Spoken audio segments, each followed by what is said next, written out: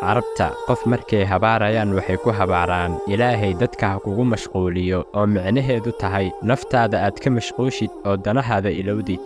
weligaa ma isweydiisay sidee baad qof u dili kartaa adigoon hub haysan sidee baad qof u dhaawici kartaa adigoonan midi haysan sidee baad sun u soo daynaysaa adigoonan mas ahayn sidee baad sabab ugu noqon kartaa inuu qof habeeno dhan soo jeedo oo hurdada indhihiisa aad ka kaxaysid isagoo murugaysan ma og tihiin in erayada afkeenna ka soo baxa marmar noqoto seef iyo waran marmar qaar hadalkeenna waa mid kulun oo bilaa naxariisa hadal aan dareenka ilaalin oo waxaan doonno iska dhaxno taasna ay dhaawacdo dadkii nool iyo dadkii dhintayba carabkeenna waxbuu dilaa hadalkeennuna waxbuu dhaawacaa markaa la fadhiisatid gabadh lugaheeda socod iyo digtoor ay ka daaleen oo habeen kasta soo jeedaysa oo ilaahay ka baryaysa oo dhahaysa rabbi laa tadarnii fardan wa anta khayrulwaarisiin oo ilaahay weyddiisanaysa ubad aad ku dhahdid maxaad ubad u dhali weyday maxaanad carruur u lahayn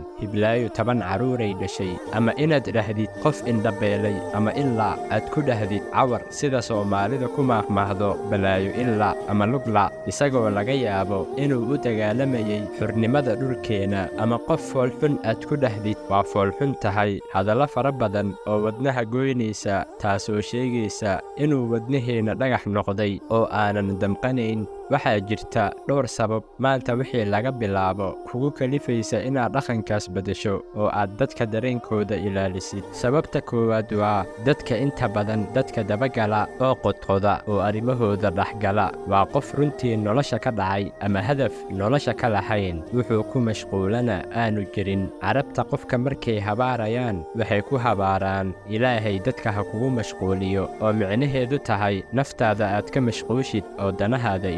sababta labaad waa inaad dadka kula dhaqantid saa jeceshahay in lagula dhaqmo oo wadnahooda ka soo qaadid dun xariir ah oo go'aysa ama aad ka soo qaadid ukun jabaysa nebiga sallallahu calayhi wasallam aad buu dadka dareenkooda u ilaalin jiray mar kastana dadka wuu u qosli jiray xitaa hadduu ka caraysan yahay wuxuu gaaray heer inuu ilaaliyo dareenka xayawaanka maalin baa nebiga sallallahu calayhi wasallam isagoo dhex soconaya beer rati cararaaya oo ilin ka socota u imaaday markaasuu u ashtakooday una sheegay in la dilo la gaajeysiiyo markaas nebiga sallallahu calayhi wasallam wuxuu u yeedhay nin dhallinyaro ah oo beerta ka shaqaynayay wuxuuna ku dhahay ilaahay kaga cabso xayawaankan ilaahay gacantaada uu geliyey dhibta iyo gaajada ka daa kaas buu ahaa dhaqanka nebiga moxamed sallallahu calayhi wasallam ula dhaqmi jiray xayawaanka uu dareenkiisa ilaalin jiray haddaba ka waran bani'aadamka dareenkiisa sababta kale ee kugu kalifaysa inaad beddeshid dhaqankan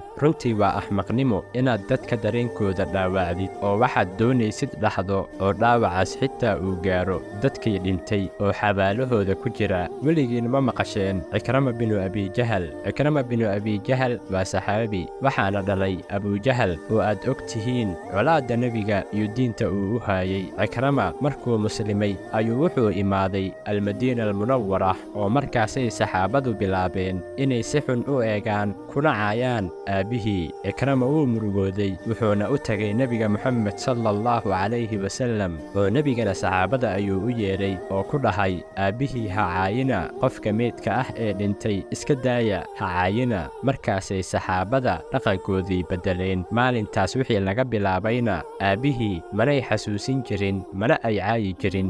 dareenkiisana way ilaalin jireen hadduu ahaa dhaqankii nebiga iyo saxaabada sidaas oo dadkii dhintay la dhowri jiray dareenkooda iyo dareenka ubadkooda haddaba ka waran dadka siday bay tahay inaad dareenkooda u ilaalisid ma waxaad u malaynaysaa inay diintu tahay salaad aad tukanaysid ama maracad aad gashanaysid oo aad xajka aadaysid adigoo ay jiraan gadaasha dad badan oo aad dhaawacday oo aad dareenkooda dishay oo ilmo ka keentay oo markay ku soo xasuustaan ku habaarayaan ma u malaynaysaa inuu ilaahay ka aqbalayo cibaadadaada ama middaas inay tahay diinta islaamka waad mahadsan tihiin wassalaamu calaykum waraxmatullaahi wabarakaatuh